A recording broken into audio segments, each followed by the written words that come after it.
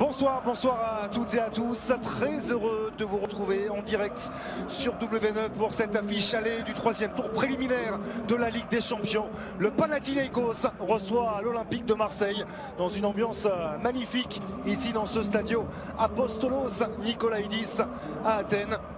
L'OM qui lance sa saison sur W9. Bonsoir Jean-Marc Ferreri. Bonsoir Xavier, bonsoir à tous.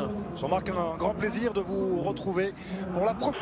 Il va aller défier à lui tout seul l'arrière-garde du Panathinaikos, le centre d'Ismail Assar. L'action s'est dégagée en catastrophe par la défense marseillaise. La frappe et la première tentative lointaine de Ruben Pérez qui passe assez nettement à côté du cadre. C'est bien le match à laquelle on s'attendait avec un gros pressing du Pana et beaucoup de joueurs très techniques. Ça va vite devant et ça joue bien au football. Et là, gros danger. Le centre de Mancini, c'était en retrait et le corner concédé par Jonathan Klaus. Bien mieux sur le plan physique.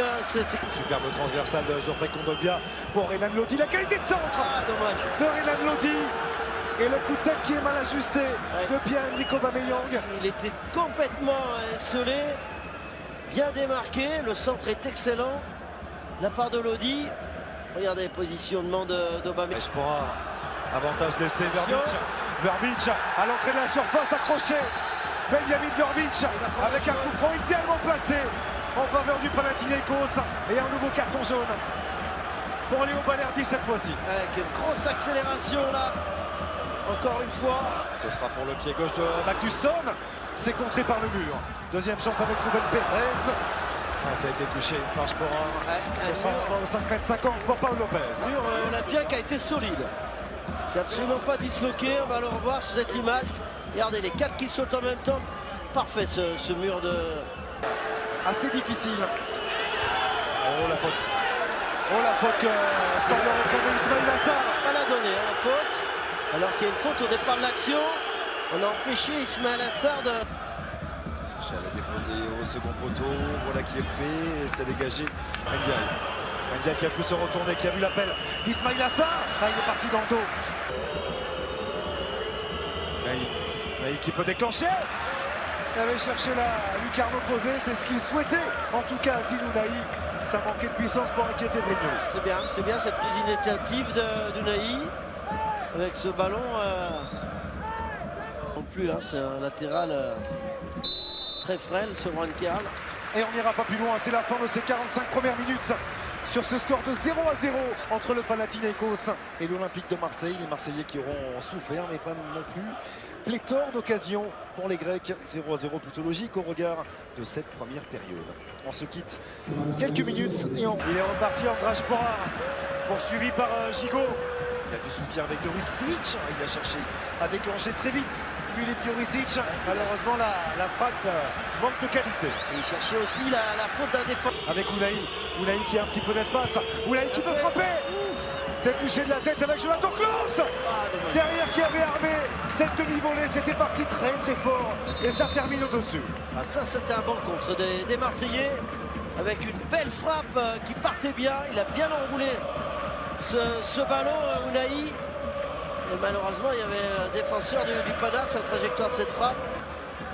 Écarte vers Verbic, le centre de Juan Carl. Notamment Mancini qui est parti dans le couloir. La frappe de Spora, elle est contrée. Il l'a manqué. Il est bien mis au premier poteau sur cet excellent centre au premier poteau. Repoussé de la tête par Ismail Assar. Badjamidis qui avait remis ce ballon au sol pour dans son couloir. Juan Carl face à Jonathan Klaus.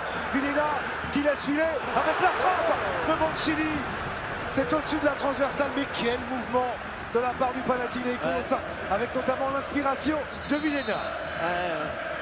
Avec Vilena qui laisse passer ce ballon entre les jambes, et heureusement que Mancini, sur son mauvais pied, il dans le couloir gauche avec Juan Carl, le bon ballon vers Spora, la tête de chez Balerdi, et la tête dans un second temps de Tony Vilena.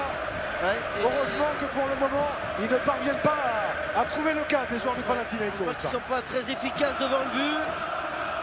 Là, ça a bien été défendu par Balerdi. De la part de Pios. Aubameyang, sans faute.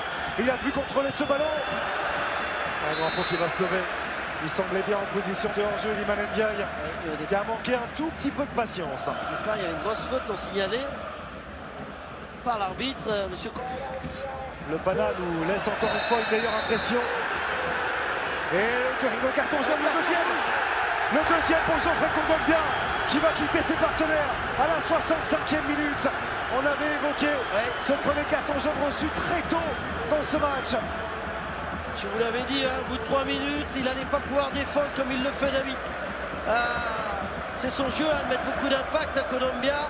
Là, il y a une grosse semelle. Ndiaye, l'arrivée de Renan Lodi, le centre de Lodi, il a été touché. C'est directement dans les gants d'Alberto Brignoli.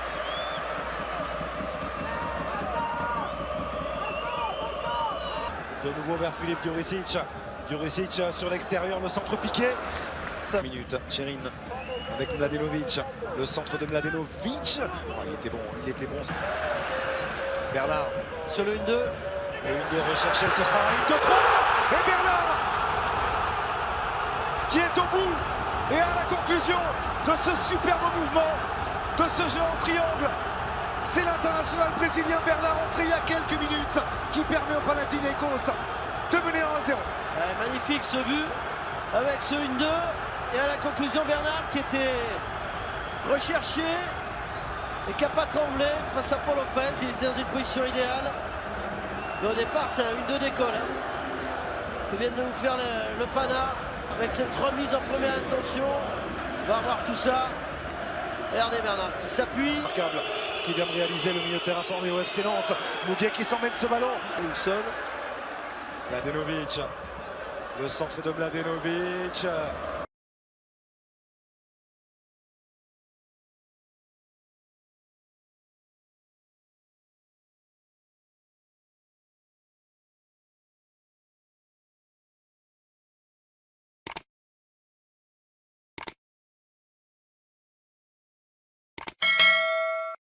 نادي ساوثهامبتون على العرض الجديد الذي تقدم به نادي ليفربول الذي ظفر بخدمات اللاعب روميو لافيا هذا الصيف.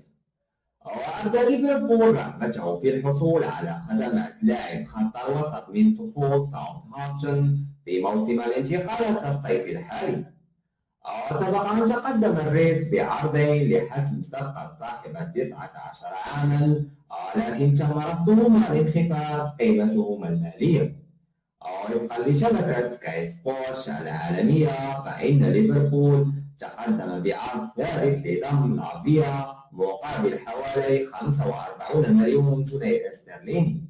وأوضحت أن إدارة ساوثهامبتون رفضت العرض المذكور حيث تصر على الحصول على الرسوم التي تقدر بحوالي 50 مليون جنيه استرليني من أجل السماح برحيل لاعب الفريق.